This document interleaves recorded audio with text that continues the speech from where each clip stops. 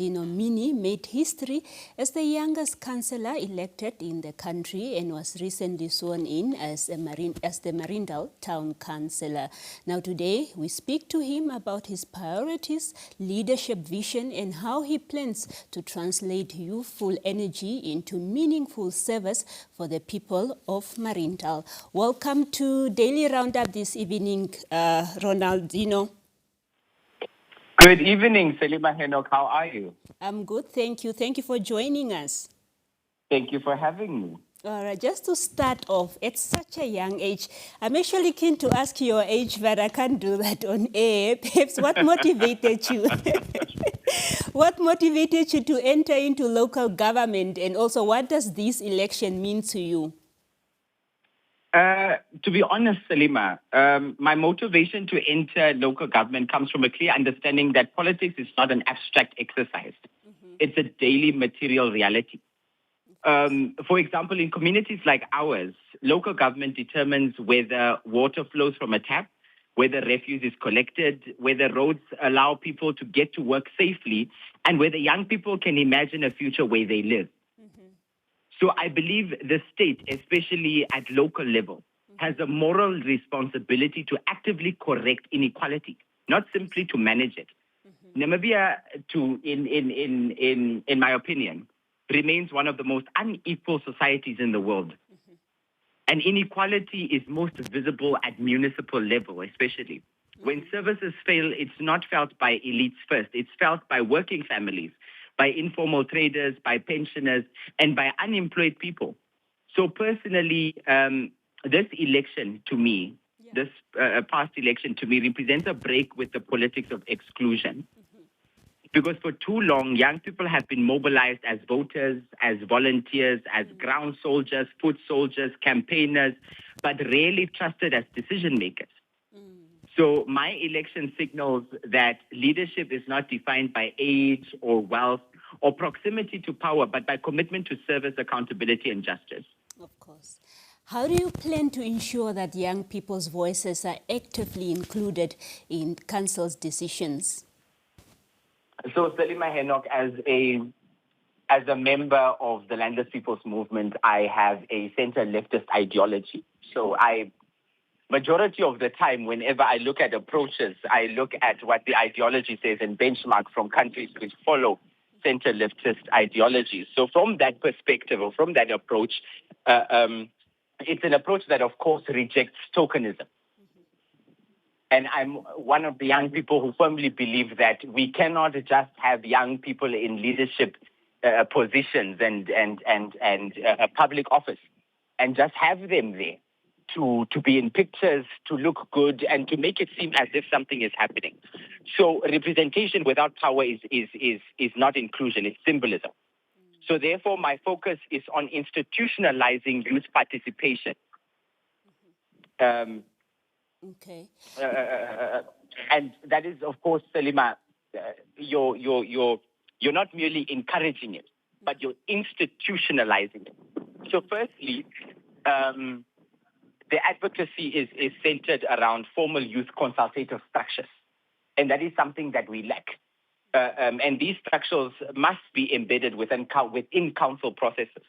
These must not exist simply just on the margins, but we must actively engage with young people, Selima. When we do community engagements, when we look at capital projects, we must ensure that young people have an input.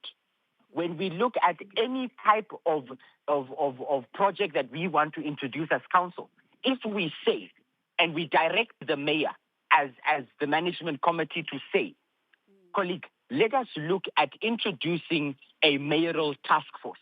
Have young people, have private sector, have farmers, have governmental institutions, have private institutions, and then we see what we can do. That way you bring young people closer into active democratic processes of their town. If we are busy drafting, and I was speaking to the acting CEO yesterday, and I asked her whether we have an informal traders policy, and we don't. So when we get to the point of crafting, for example, a draft informal traders policy. We must get the input of young people who live these things on a daily, who know how to do certain crafts but don't have the market for it. So while we are working on opening this market and creating this market, we need the input of young people. Secondly, I firmly believe that participation must be materially accessible. So many young people are excluded not because they lack interest, but because they lack transport, data, time, or even confidence. So council engagements must therefore use digital platforms, community-based meetings, partnerships with schools, TVET institutions, youth organizations that we have here in Mariental in itself. And ultimately, Selima, inclusion must recognize class, gender, and spatial inequality among young people themselves. We have small little settlements around here. We have Berkes, we have Haribes, Farm Haribes. We have all these little places around us. And they fall under the Mariental urban constituency. And because Mariental is the capital town of the region, we must ensure that even the young people in rural areas, that they are included in this practice and in this exercise that we are currently doing to bring young people to the decision-making table and to engage them actively and proactively. Of course. Now, Ronaldino, now talking about active engagement and participation, and I was in Mariental during the local authority elections, and of course that's where I met you while you were also engaging with the community. Now, they might be speaking Yes. about, they might want quick results per se, or quick change. How will you balance high expectations with realities of local governance in terms of just delivering the services that they might need? You know, Selima, I'm of the opinion that expectations are not a problem. It's a clear sign of democratic consciousness. People demand change because they know they deserve better. So when people have high expectations, it is correct because they voted with their expectations. And we as politicians, we went on the ground and we engaged these people and they told us their problems. So currently, Selima, if I have to speak frankly and honestly, in terms of the Mariental Municipal Council, we are deemed to be on recess, but we are currently in office because we have been engaging with the technocrats. We've been engaging with the accounting officer, which is the CEO, because we want to see what are the books saying, what are the financial statements saying. We want to understand what is happening so that when we get out into the community, so that we are able to say, colleagues, hypothetically speaking, we only have $500,000 left in the current account of the municipality, so that we can speak honestly, but then say, by June, we will have a new budget, and by 1st of July, there will be new money that's coming in. We have budgeted for this, but even during this process of drawing up the budget as the management committee, as of the end of February or it's beginning of March around there, we will be starting with the crafting of the budget. We need to do active community engagement to understand and know if we have a community whereby people are struggling with, for example, when someone passes away, with buying a grave, because graves are bought. When buying a grave, okay, we look at a funeral assistance program to say we are hypothetically speaking, directing 100,000 towards this thing. Okay, is that fine with the community? Do they agree with that? To look at certain things to say, okay, we are looking at introducing a farming project, an agriculture, a horticulture, an aquaculture project for young people on one of the lands of pieces of land of the municipality. How much should we budget for that? Okay, what do you think as young people? What do you think should be the equipment? What do you think the total budget should be? So this is where the thing comes in. As politicians, we shouldn't just enter and simply remain in office with technocrats. That is not what we were voted for. So when people have high expectations, they are correct to do so, because we must go back and we must honestly say, this is what the budget says. Let us see how we can come in, but with the people's input, and especially with the young people's input. Now, what specific development plans do you have for service delivery and economic opportunities in the town? Selima, if I have to speak honestly, we are a small town and we are still developing. We're still in a very serious developmental phase. We currently have a very serious issue in terms of water. So my priority is to strengthen the fundamentals, which is basically reliable access to water and sanitation. efficient waste management, road maintenance and public infrastructure, which is a very big problem here, and transparent and a transparent housing plan.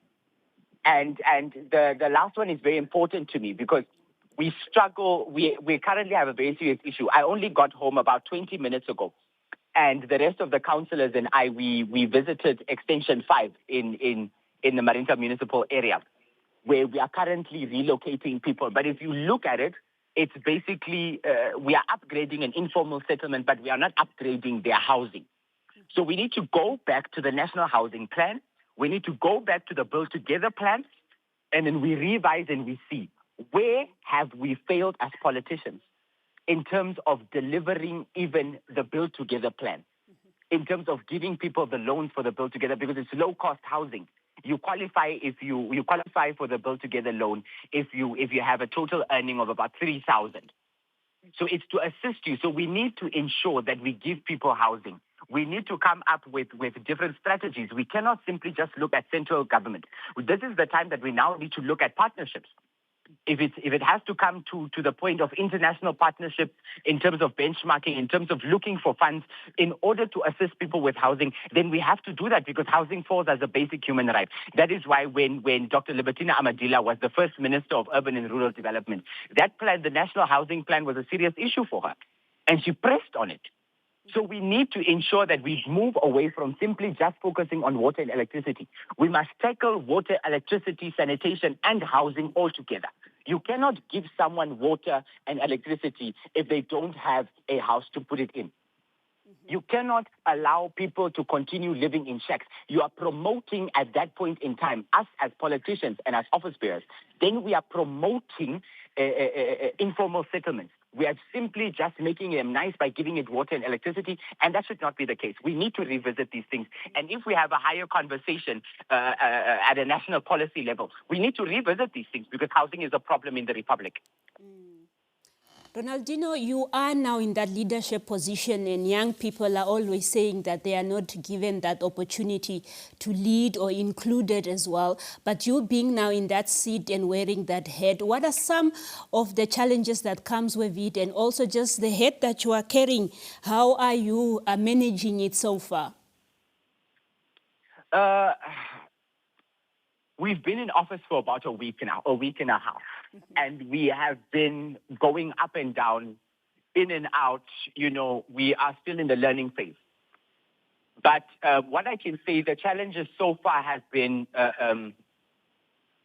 you know, when you reach a stumbling block, Selima, and currently we have projects running and so on and so forth. And I think the one thing that hit all of us as councillors in the faces, I think it was Saturday morning, where it was reading that we owe NamPower 233.29 million.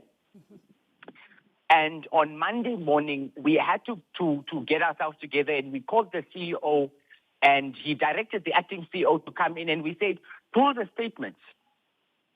We want to see, how can it be that we owe NamPower so much money? And we asked the acting CEO to get into an investigation together with her team to find out which institutions, bigger institutions that are in and around Mariental who owe us electricity, who owe us money for their electricity. If we cannot send out letters and to try and fix that problem. So it's problems like those. But all in all, I think the challenges are what we prayed for and what we campaigned for also when we went from house to house and selling our manifestos and selling our dream and our vision and our mission for the town. So when challenges come, that is part of the job.